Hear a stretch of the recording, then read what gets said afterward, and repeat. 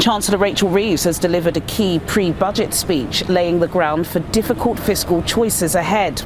She set out 3 priorities: cutting NHS waiting lists, reducing the national debt and improving the cost of living. Reeves warned that weak productivity and global uncertainty, including US trade tensions, mean Britain must take what she called tough but fair decisions, signalling that tax rises are likely to play a part in stabilising public finances. She insisted there would be no return to austerity and pledged that any revenue increases will support investment in growth, skills and innovation. Many in the city and business communities say the success of her plans will depend on credibility, clarity and investor confidence, themes that resonate across all major economies navigating high debt and changing global trade conditions. Well, to unpack this further, I was earlier joined by our Downing Street correspondent Simon Pusey.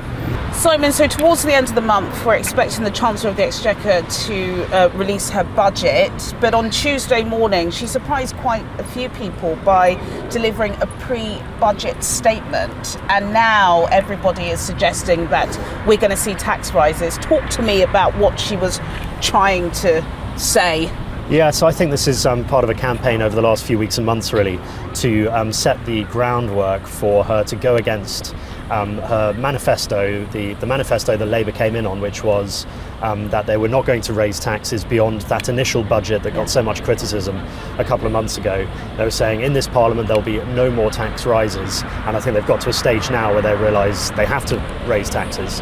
And so she's given this speech. Actually, a couple of weeks ago, she came out and said that Brexit was back, and Brexit had caused more problems. The ODR, the Office for Budget Responsibility, had come out and said that trade was massively down, more so than was thought because of Brexit. Yeah. And she said there was going to be this black hole as a result of Brexit. She got a lot of criticism for that because people are saying, well, we've known that for a long time, even though people haven't been talking about it. We've known it for a long time. You've got to come up with some positive answers. You've got to come up with a plan. Be creative. So this, I think, she was her trying to shift it in other directions other than Brexit. So she's talking about the Conservatives. Well, she still is. She's still talking about the Liz Truss budget. She's saying, and I think borrowing costs did rise for the UK as a result of that, but they've risen far faster. And she's talking about other global issues. For their part, Kemi Badenoch has called her speech a waffle bomb, a laundry list of excuses. The Lib Dems are saying it's going to be a terrible budget. So I think this is her sort of laying the groundwork for, and some people are talking about the first income tax rise in 50 years, which would be extraordinary. No Chancellor's done that for half a century. But that some taxes are going to rise, we know this because she said that we've got to all pay our fair bit, which was the hint, right? The problem is when the Cameron Osborne era, they did that. They did together, we'll do this all together and stuff. But they did that from the start. They came in and they said, look, we've been left this terrible deal by Labour, the 2008 crash.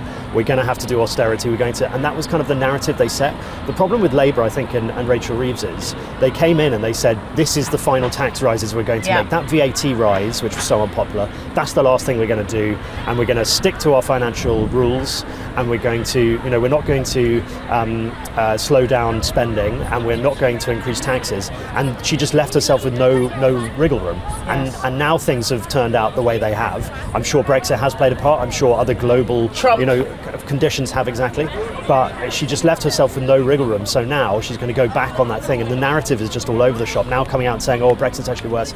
There just is no kind of obvious plan for financing the government, and that I think leaves the Tories actually with an opportunity there, because the fiscally responsible party for so long, apart from a little blip with Liz Truss, they can come in and say you can't trust the Labour Party, and reform obviously are completely untried and tested when it comes to the economy. So I think this gives maybe the Conservatives a little bit of a chance to leap on what looks like it's going to be a pretty tough budget. Away from the economics, what about the politics? Can she survive? Is there harmony, unity between number 11 and number 10, as we had seen in the past, but apparently there's a bit of friction? I mean, it's so hard to know, isn't it? And this Labour government have been terrible at keeping, number 10, specifically number 10 Downing Street, and the inner workings of that. There seems to be so much infighting, briefing against each other. Yes. We've just seen the Labour deputy leader. That's right. That was pretty messy in terms of that campaign. Long drawn out campaign. I think at the moment they're doing pretty badly in the polls. Really, Keir Starmer's only had international stuff to be able to hold on to go abroad and to look good with Trump and to have Trump saying nice things about him.